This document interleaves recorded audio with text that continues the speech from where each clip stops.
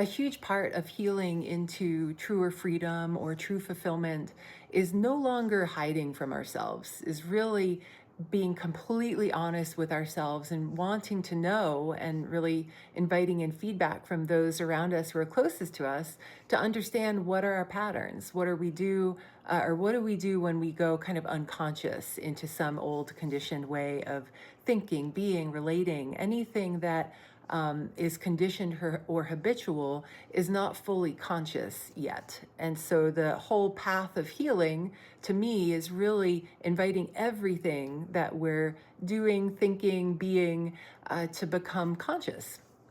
And this happens the most efficiently when we're in an intimate partnership with someone, because when we're living with someone and we've known them for years and we, do so much together, have to get to collaborate every day, have to versus get to.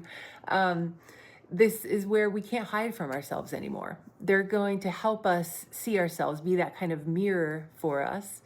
Because say our partner says something that hurts our feelings, what will get pinged is like the 5-year-old version of you that began struggling with feeling that way, feeling maybe put down or disrespected or uncared for or not good enough. There's these really deeply held unconscious beliefs that we tend to be fairly contracted around, that an intimate partner is going to ping for us. They're going to say just the right thing, that in that moment it feels like the wrong thing. If we're convinced that they are wrong, they are bad.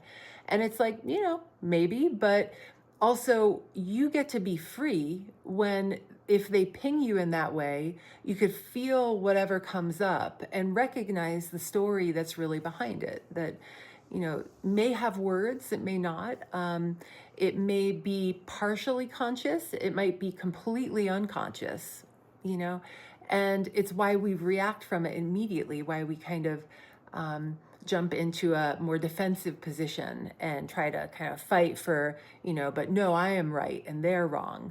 And when that happens, we tend to both go unconscious, like two people in any given fight will then just be working in this kind of unconscious material, and it's typically not beneficial. It doesn't really move the needle at all. Versus noticing, like, why am I upset right now? Disarming the situation is getting really clear, really honest. Oh, I feel like they don't like me. And that makes me feel really sad. Something, it's often something like that. And if we can articulate that to them, it disarms the whole situation, and then things can really begin to evolve.